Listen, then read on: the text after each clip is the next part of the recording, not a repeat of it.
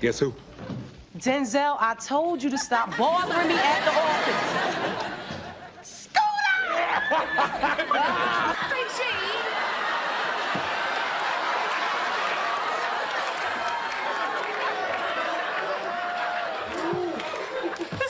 Living Single, The Battle No One Saw. When I finished that series, I was a dark-skinned actress who was also funny, and that simply didn't fit the mold Hollywood had in their heads. They couldn't categorize me, didn't know where to place me, and the result was devastating. After 5 successful seasons, when everything ended, my career practically evaporated. 0 offers. It's as if I had been invisible the whole time, despite being on screen every week making millions of people laugh. Are you enjoying this story? Living Single 1993. Then support the channel by subscribing. Attention, 94.8% of the people who watch these videos are still not subscribed. If you're part of that group, take the opportunity to subscribe now. It's free, and that way you'll keep receiving amazing stories about the greatest legends of professional bodybuilding. And there's more. At the end of the video, you'll find other epic stories just like this one. Don't miss it. For 5 years, they were the friends everyone wanted to have in real life. But while the audience laughed and identified with each episode of Living Single, backstage there was a silent war that almost no one knows about to this day. The cast was waging daily battles for basic respect, facing a company that constantly underestimated them, dealing with corporate betrayals that nearly destroyed the group, and having to watch while other people profited from the concept they helped create. Decades after the cameras stopped recording, the actors are finally telling the whole truth about what really happened in that Brooklyn apartment. And the real story is far more impactful than any script ever written for the show. In the summer of 1993, American television gained something revolutionary. Living Single introduced the world to 6 black characters living their lives in a Brooklyn building, dealing with friendship, love, career, and all the challenges that come with adult life. The mind behind it was Yvette Lee Bowser, a brilliant producer and screenwriter who was only 27 years old when she created the show. She built a universe around Khadijah James, an ambitious magazine editor, played by rapper and actress Queen Latifah. Living with Khadijah was her sweet and quirky cousin, Sinclair James, played by the talented Kim Coles. Completing the female trio in the apartment was Regine Hunter, the gossipy fashionista played by Kim Fields, who was already known to audiences from her previous work. Across the hall lived the men, Kyle Barker, a sophisticated stockbroker played by T.C., Carson, and Overton Wakefield Jones, the lovable handyman played by John Henton, and constantly raiding their fridge was Maxine Shaw, the sharp-tongued lawyer played by Erica Alexander, whose constant presence in the girls' apartment had its own story that few know about. From the very first minute of development, there was creative tension. The truth that shocks many fans is that Maxine Shaw, one of the most memorable and beloved characters in the series, was almost eliminated before the pilot was even filmed. Network executives told Yvette Lee Bowser directly that Max was problematic, too strong, too intimidating. For a young creator trying to launch her first show, this pressure was enormous. But Bowser saw something of herself in Max. She had dreamed of being a lawyer and felt a deep connection to the character's strength and determination. The decision she made was brave for someone so new to the industry. She looked the executives in the eyes and said without hesitation that if Max was cut, she would also leave the project. It was a risky bluff that could have ended her career before it began. Fortunately, the network backed down, but not completely. The agreement was that Maxine wouldn't live in the same apartment as the other women. She would have to live across the street. That's why in every episode, Max always entered through the door with that explosive energy characteristic of her. It wasn't just a creative choice, it was the result of a political battle fought before a single scene was filmed. This fight to maintain artistic integrity was happening while the cast faced their own fundamental challenge. The chemistry that made the audience believe those 6 friends had known each other for years was actually pure acting skill. Kim Fields described the situation as strange, where reality and fiction had to merge instantly. They were complete strangers who had just met, but needed to pretend from day one that they had bonds from years of friendship. It's a testament to their talent that they managed to sell this illusion so perfectly. but there were real elements that helped create authenticity. The production made smart choices by bringing real family connections into the show. Rita Owens, Queen Latifah's real-life mother, was cast to play Khadijah's mother on screen, and Chip Fields, Kim Fields' real-life mother, played Laverne Hunter, Regine's mother. These real blood connections brought a layer of genuineness that's impossible to fake. Even the set had its own hidden stories. What most people never found out is that the iconic Brooklyn apartment in the first season wasn't built from scratch. It was actually a recycled set from another popular 90s show, Family Matters. The production took that existing set and transformed it into the home of Khadijah and her friends. It was a budget savings that symbolized a greater truth. Living Single always had to do more with less. But if the set was borrowed, the fight to tell authentic stories was completely new and theirs. The battle over Maxine Shaw was just the first warning shot. It was the sign that this cast and this creator would have to constantly fight against a system that wasn't fully prepared for the unapologetic version of Black life they were presenting. Living Single premiered in August 1993 and immediately found its audience, especially among Black and Latino viewers who finally saw their own experiences reflected on television. The series was a success. The numbers proved it. The cultural response was undeniable. But then something happened that would change everything. In 1994, just 1 year after Living Single's premiere, NBC launched a show called Friends. The premise was frighteningly familiar. 6 single friends navigating life in a big city. The similarities were impossible to ignore for anyone paying attention, and for the cast of Living Single, it didn't seem like coincidence. It seemed like something much more calculated and painful. What really happened backstage is a story that shocks many people to this day. Queen Latifah, years later, revealed a crucial detail that completely changed how people understood the situation. She recounted that Warren Littlefield, who was president of NBC at the time, had been asked in an interview which show he would like to have on his network. His answer was Living Single. A few months later, Friends was born. Kim Coles had no hesitation in publicly confirming the story, stating with complete certainty that Living Single influenced Friends 100,000%. The parallels went beyond the basic premise. The characters themselves seemed to mirror each other in specific ways. Kim Coles pointed out how Sinclair, her sweet and eccentric character, had energy and mannerisms very similar to Lisa Kudrow's Phoebe Buffay. One was black, the other was white, but that peculiar offbeat quality was practically identical. But what really hurt wasn't the creative similarities. It was the completely different treatment the two shows received, despite both being produced by the same company, Warner Brothers. Both were filmed on the same studio lot, but the contrast in resources was brutal. T.C. Carson, who played Kyle, eventually spoke about this injustice with a raw emotion that was still visible decades later. He explained that Living Single was getting less in absolutely everything, and then Warner Brothers created Friends and gave them everything. He described how the Friends cast received massive salaries, giant marketing budgets, and access to resources that Living Single had to beg to get smaller versions of. Watching this happen literally on the same lot where they filmed, Carson said, was like being repeatedly slapped in the face. This wasn't common professional jealousy. It was a daily, tangible reminder of how the industry valued their work differently. The feeling was of being pioneers, whose path was being used to build a superhighway for someone else to profit. The situation was so unbalanced that it couldn't even be called a real rivalry between the shows. Kim Coles shared a story that was both touching and embarrassing about trying to address the issue with Lisa Kudrow at an industry event. Coles approached her and tried to explain that she was from that other show, but Kudrow, though polite, had no idea who she was or what she was talking about. The Friends cast was so protected by their massive success and NBC's promotional machine that they were completely unaware of the controversy or the show that had helped pave the way for them. It was a silent and painful truth that the Living Single cast had to swallow. Their groundbreaking show was being overshadowed, and the industry that profited from the blueprint they created was pretending they didn't even exist. All this external pressure from the network and the constant shadow of Friends created a pressure cooker environment on the Living Single set. But instead of destroying the group, something unexpected happened.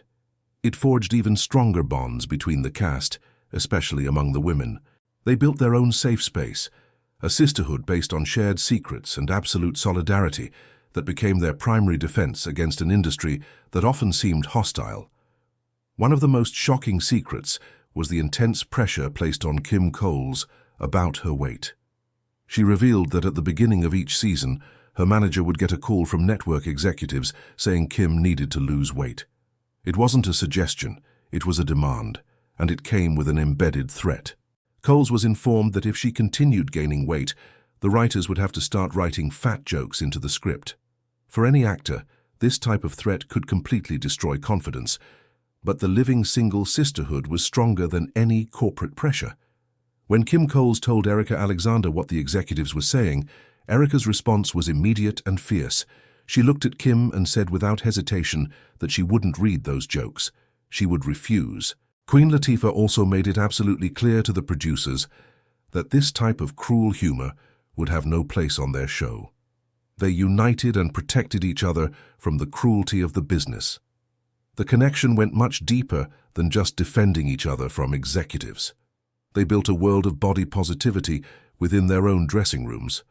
Erika Alexander shared that the women would often undress in front of each other and compare their bodies, but not with judgment. It was with encouragement and celebration. At a time when they were considered bigger women on TV according to industry standards, they cheered each other on, celebrating real and beautiful shapes. This private ritual was a powerful act of defiance against the narrow beauty standards being imposed on them. Their connection was so deep, it became almost biological. Kim Coles revealed another secret no one knew. She recounted that after spending so much time together on set, the women's menstrual cycles began to sync up. It was an intimate and powerful symbol of how intertwined their lives had become. This nurturing spirit extended to moments of profound grief. Kim Coles remembered how she and Queen Latifah shared a backstage dressing room. During this time, Latifah was mourning the tragic death of her older brother, Lancelot Jr., who had been killed in a motorcycle accident in 1992. Coles said she felt it was her job to be the court jester to the Queen, keeping her laughing and joyful during a time of immense pain. This leads to one of the most touching and hidden secrets of the entire series. Throughout all 5 seasons, Queen Latifah's character Khadijah wore a key around her neck. Most fans never knew its significance. That key was to the motorcycle she had bought for her brother. She wore it every day on set as a silent, personal tribute to the person she had lost. The living single sisterhood wasn't just for the cameras. It was a real, breathing thing built in the quiet moments between scenes. It was a sanctuary they created for themselves, a radical act of love and protection in an industry that demanded so much and gave so little back. Are you enjoying this story? Living Single, 1993. Then support the channel by subscribing. Attention, 94.8% of the people who watch these videos are still not subscribed. If you're part of that group, take the opportunity to subscribe now, it's free. And that way you'll keep receiving amazing stories about the greatest legends of professional bodybuilding. And there's more. At the end of the video, you'll find other epic stories just like this one. Don't miss it. Every battle has a breaking point. For the Living Single cast, that moment came with the firing of T.C. Carson. This single act of betrayal fractured the cast, broke the show's creative core, and marked the beginning of the end. It was the moment the backstage war exploded openly with devastating consequences. As the show continued, T.C. Carson, who played the sophisticated and intelligent Kyle Barker, became the unofficial spokesperson for the cast. He was the one who would voice their collective concerns to the producers and writers.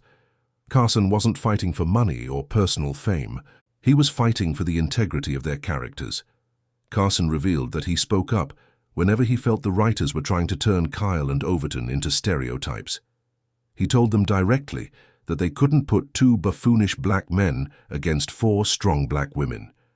He felt it was his responsibility to protect the positive images they were putting out into the world, because he deeply understood what these characters meant to the community. But the network executives didn't see it that way. They didn't see a passionate actor trying to protect the show's legacy. They saw an ego problem. In a meeting near the end of the 4th season, they singled him out. They told him that the rest of the cast listened to him, essentially blaming him for all the problems they were having. The writing was on the wall.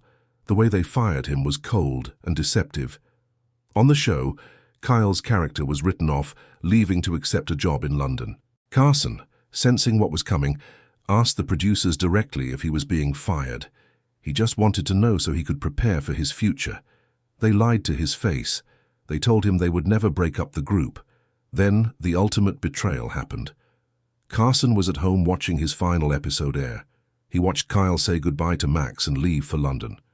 Not even 5 minutes after the episode ended, his phone rang. It was his lawyer saying his contract wouldn't be renewed. He had been fired. Carson said later that it wasn't the fact that he got fired, it was the way it was done. The impact on the cast was immediate and devastating. The magical chemistry that defined the show was shattered.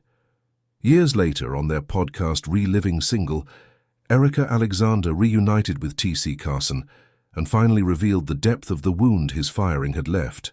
With tears in her eyes, she told him that he was her comedy partner, that doing things without him was weird. The witty, combative, and ultimately romantic dynamic between Max and Kyle was a central pillar of the show. Without him, Erika felt lost. She confessed that she actually didn't even know how to be Max without him. It was like someone had ripped out her soul and said, "Keep going." His absence left a huge void that the show never managed to fill. The final season felt messy and disconnected. New characters like Trip and Ronnie were brought in, but they couldn't replace the chemistry that had been lost. The writers tried to give Max and Kyle a happy ending in the series finale, revealing that Max had unknowingly gotten pregnant using Kyle's sperm donation, but it felt rushed and poorly constructed. The firing of T.C. Carson wasn't just the removal of one actor, it was an act of retaliation from a network that wanted compliance over creativity. They silenced the cast's strongest voice, and in doing so broke the show's spirit and hastened its end. When the Brooklyn apartment doors closed for the last time, the Living Single cast didn't just move on. They took the lessons of strength, advocacy, and resilience they learned on set and built incredible lives. They proved that the fight for their own narratives wasn't just a phase, but a lifelong commitment. Queen Latifah, who was already a music icon, transformed into a true Hollywood powerhouse. She became the star and executive producer of the hit CBS series The Equalizer, a role that allowed her to provide jobs for hundreds of people and ensure that black women were seen in powerful leading roles. Beyond her career, she embraced motherhood and became a passionate advocate for health awareness, particularly around the issue of obesity. Despite her massive success, she never lost touch with her Living Single family, remaining active in their group chat and expressing openness to a future reboot. Kim Fields, who was already famous from her childhood role on The Facts of Life, gracefully sidestepped the pitfalls that trap so many young actors. She channeled her experience into a new passion, directing. She directed episodes of hit shows like Kenan and Kel and many of Tyler Perry's projects. Today she's back in front of the camera starring alongside Wanda Sykes and Mike Epps in the popular Netflix sitcom The Upshaws. She has also become an entrepreneur, launching her own coffee brand and a wellness platform called Refresh by Kim Fields. Kim Coles' journey after the show is a powerful story of turning struggle into strength. She faced a period of depression and financial hardship, but emerged with a new purpose. She is now a successful author, a sought-after motivational speaker, and a coach who helps others find their voice through her Wisdom GS movement. She continues acting with a recent dramatic role on the soap opera Days of Our Lives, and she has reconnected with her roots by co-hosting the Reliving Single podcast with her dear friend Erika Alexander. Erika Alexander truly became the real-life embodiment of Maxine Shaw. She channeled her character's fire and intelligence into a career as a trailblazing activist and entrepreneur. She co-founded Color Farm Media, a company dedicated to producing stories about underrepresented communities. Her company was behind the award-winning documentary John Lewis, Good Trouble and the Big Payback, a film exploring the case for reparations. All the while, her acting career has flourished with acclaimed roles in the horror film Get Out, the Oscar-nominated American fiction, and the series Run the World. After his painful and unjust exit from the show, T.C. Carson didn't just recover, He reinvented himself. He became one of the most successful and recognizable voice actors in the industry. For nearly a decade, he was the original iconic voice of the warrior Kratos in the massively popular God of War video game series. He also gave voice to Jedi Master Mace Windu in the animated series Star Wars: The Clone Wars. But he never abandoned his first love, music. He is a celebrated jazz vocalist with multiple albums and now owns a jazz club in Atlanta, creating a space for the music he loves. And John Henton, the lovable Overton, has a story of almost unbelievable resilience. In September 2000, his life changed forever when he was in a near-fatal car accident that was the result of drunk driving. The crash was horrific. It shattered both of his legs, broke 9 of his teeth, and destroyed his left eye socket. His face was so badly damaged that doctors needed a photograph of him to begin reconstructive surgery. After a long and painful recovery, John made a conscious choice to step back from the television spotlight to focus on his family and his health. He returned to his first love, stand-up comedy, and continues to perform in clubs across the country, making people laugh on his own terms. The Living Single cast didn't just have successful careers after the show. They took control. The battles they fought on set taught them that to truly have a voice in this world, they needed to build their own platforms, not just wait for a seat at someone else's table. Their lives today are the ultimate legacy of that fight. Are you enjoying this story? Living Single 1993. Then support the channel by subscribing. Attention, 94.8% of the people who watch these videos are still not subscribed. If you're part of that group, take the opportunity to subscribe now.